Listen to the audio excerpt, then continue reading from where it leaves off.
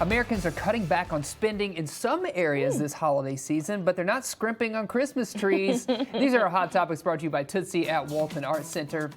Retailers from Home Depot and Lowe's to mom and pop operations raised their prices, but people are still buying them. The National Christmas Tree Association projects that nearly 21 million live Christmas trees will be sold by the time consumers wrap up purchases over the days leading up to Christmas Day.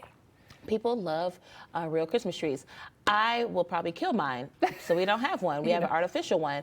But I would love one, honest and truth. I just don't think I could take care of it because it sheds. We have a cat, all those things. But I love the idea of a live Christmas tree. Oh, they're I think beautiful. they're beautiful. Yes, you know, we don't just have one, we have two. Oh, nice. Which is something we started last year because our space isn't so big that we can have a giant one, so we kind of have two smaller ones in two separate places in the house. So anyway, we've definitely contributed to that, the cost of Christmas trees there. Maybe one day I'll be brave enough.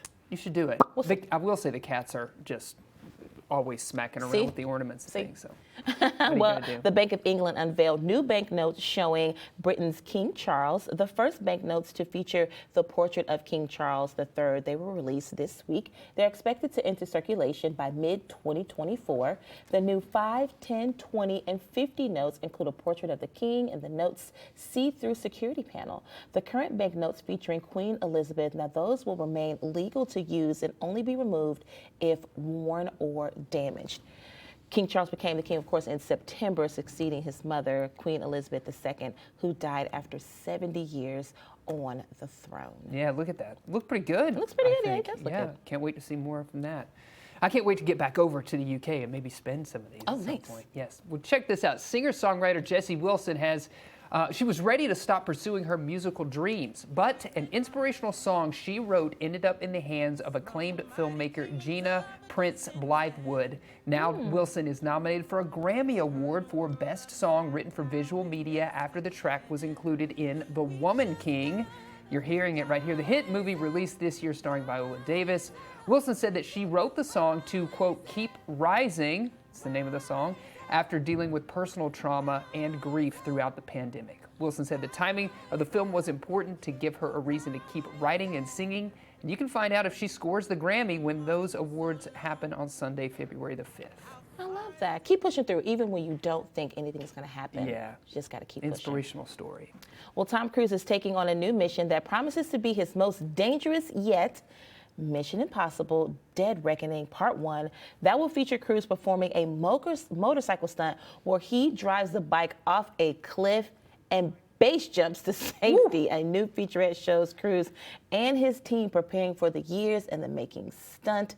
Mission Impossible Dead Reckoning Part 1. That's scheduled to premiere in theaters of July 2023. Is this it right here? That's it. Yeah. Oh, look at that. And he's just free falling. I would be no good after this. I'd be like, okay, you can one take and that's it.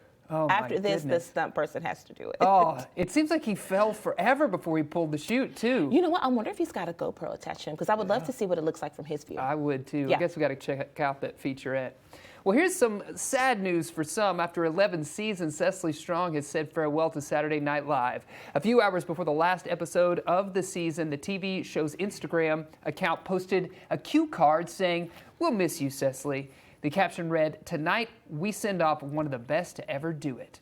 It's the latest in a string of high-profile departures for SNL this year, including Pete Davidson, Chris Redd, Kate McKinnon, Kyle Mooney, and Aidy Bryant. Strong joined the show in 2012 during the 38th season, and then she and host Austin Butler closed out the season with a performance of Blue Christmas. It was very cute. It was very, very cute. Of course, Austin Butler did that in his Elvis voice. Yeah. And it was very cute. You could tell like a lot of the raw emotion that she had, but also some of the other cast members, and saying goodbye to her. So you can check that out on social media. That's right.